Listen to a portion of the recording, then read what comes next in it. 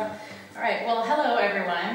Welcome. I appreciate you all being here tonight. So I would first like to start by asking who feels like they have a really good grasp on what the registrar does, or what the office of the registrar does? Anyone?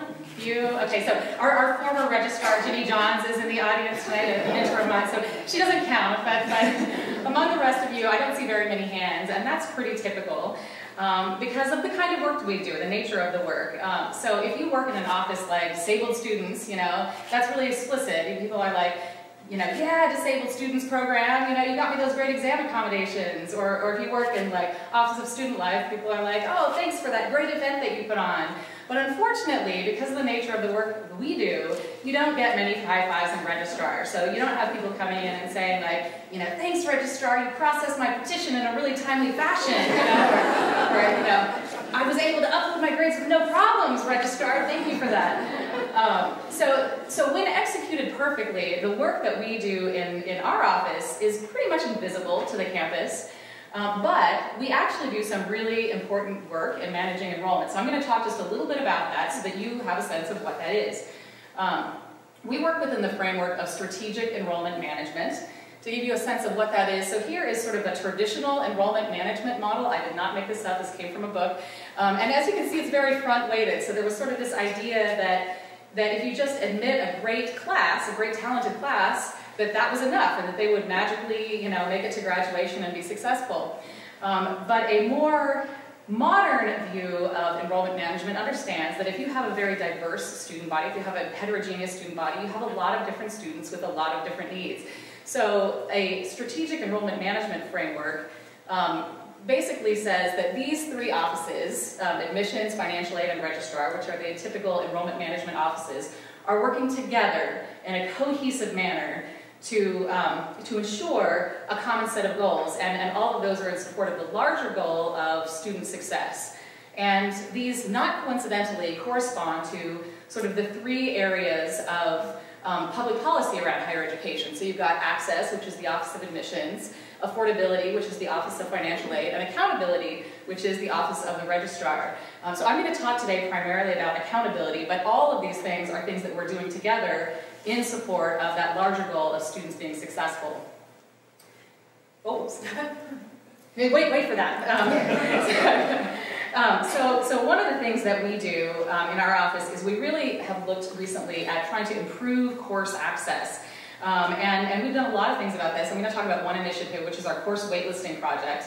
We went live with course waitlisting in 2014, and we really had three goals when we started that. So first was to reduce course crashing, which is not a great way to manage enrollment. We also wanted to improve enrollment planning. So at that point, we really didn't have great information on what students were, how many students were trying to get into courses and were unsuccessful. So we really wanted to get some better data around that so we could plan better for future quarters. And we wanted to reduce improper enrollment practices like students with really good pass times, registering for courses that were bottleneck courses, and then selling their seats on Facebook, because yes, that was happening.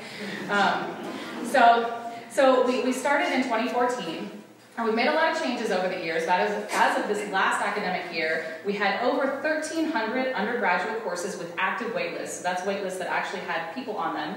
We had nearly 19,000 undergraduate students who used the course waitlist system. Of those, 49% of all waitlist attempts resulted in students being enrolled in the course that they were attempting. So that was 39,000 enrollments that we facilitated through the waitlist system last year. We were able to add about 70 additional course sections based on waitlist demand. And we had an estimated savings in academic departments of around 2,000 hours of faculty and staff time that would have been spent managing those processes had we continued to use crashing as the way we were managing that. And a real win for us is that just as of this quarter, as of fall 17, we are actually starting to use that data in our planning for future quarters, so in our long-term curriculum planning, so that we can start ensuring that we're being proactive in the future instead of having to be reactive. Another thing that we've really been working on is trying to reduce roadblocks to graduation. So when I came to the campus in 2007, we have this group of students that apply to graduate. They think they're graduating in a particular term, but for whatever reason don't quite make it across the finish line. And when I came to the campus in 2007, that was about almost 20% of our graduating students. So they thought they were going to make it and didn't quite make it. And we found that of those students, less than 60% actually went on to finish their degree within the subsequent 2 years. So you had hundreds of students each year who were right at the finish line and somehow didn't quite make it across. And that was for a number of reasons. It might have been that they actually didn't know that they didn't finish until they were already off campus and they didn't have a chance to come back and finish up. They might have accepted a job and been off doing that, or they might not have applied for financial aid, so they didn't have the money to keep going for another quarter or two. So we looked at that and said, how can we bring that number down? So we really started using our degree audit system in a more robust way, really trying to make sure that as many students as possible had access to degree audit. And just through making that more available to students, we saw that number drop to less than 10% over about a 7-year period. But when we looked at that 10% who was still left, we still found that there were certain types of students who were overrepresented in that pool. Specifically, transfer students and underrepresented minority students were still not graduating in the term that they thought they were going to be graduating at a higher rate than other students. So we looked at it and said, what can we do to be more proactive? How can we do a better job with this?